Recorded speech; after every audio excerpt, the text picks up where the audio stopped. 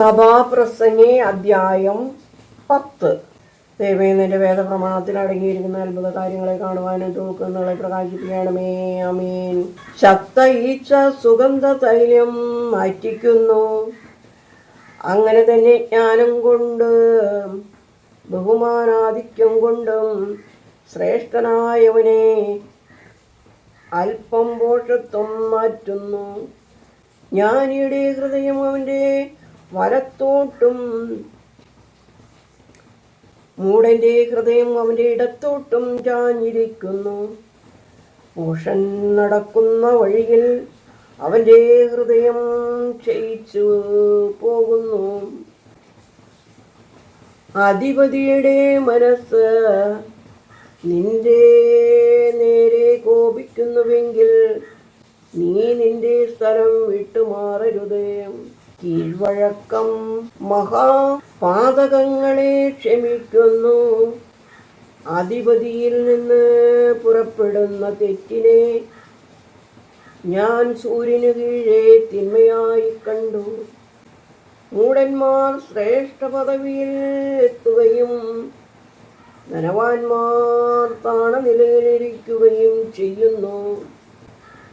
ദാസന്മാർ കുതിരപ്പുറത്തിരിക്കുന്നതും പ്രഭുക്കന്മാർ ദാസന്മാരെ പോലെ കാൽനടയായി നടക്കുന്നതും ഞാൻ കണ്ടു. കുഴി കുഴിക്കുന്നവൻ അതിൽ വീഴും. മതിൽ പൊളിക്കുന്നവനെ പാമ്പ് കടിക്കും. അതിർത്തിക്കല്ല് മാറ്റുന്നവൻ അതിനാൽ വേദനപ്പെടും. വിറക് കീറുന്നവന് അതിനാൽ ക്ഷീണം വരും. ഇരുമ്പായുധം മൂർച്ചയില്ലാത്തതാണെങ്കിൽ അതിന് മൂർച്ച കൂട്ടാതിരുന്നാൽ അവന് അധികം ശക്തി പ്രയോഗിക്കേണ്ടി വരും.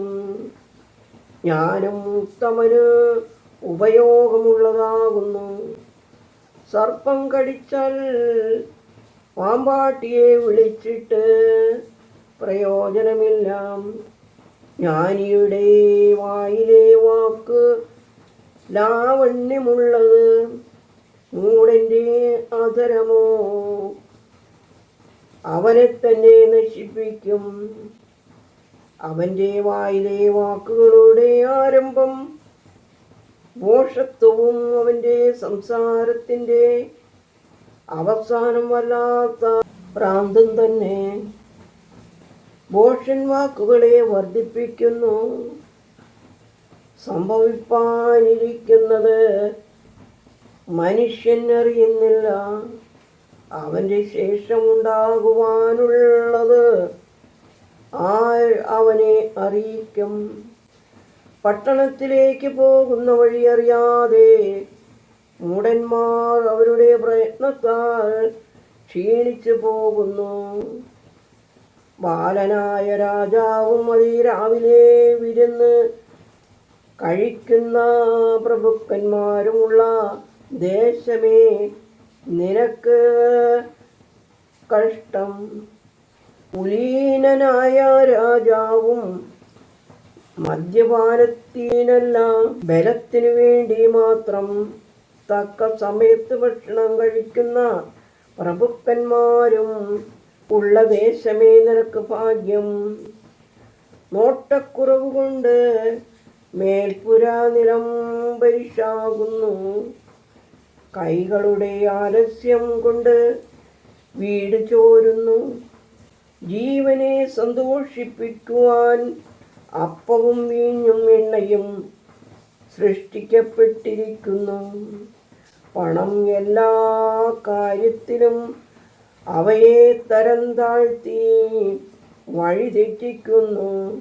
നിന്റെ മനസ്സിൽ പോലും രാജാവിനെ ശപിക്കരുത്. നിന്റെ ശയനഗ്രഹത്തിൽ വച്ചുപോലും ധനവാനെ ശപിക്കരുത്. ആകാശത്തിലെ പക്ഷി ആ ശബ്ദം കൊണ്ടുപോകുവാനും പറവജാതി ആ കാര്യം പ്രസിദ്ധമാക്കുവാനും ഇടയാകും. ദൈവമേ, സ്തുതി നിനക്ക് യോഗ്യമാകുന്നു. പാർക്കുമോർ.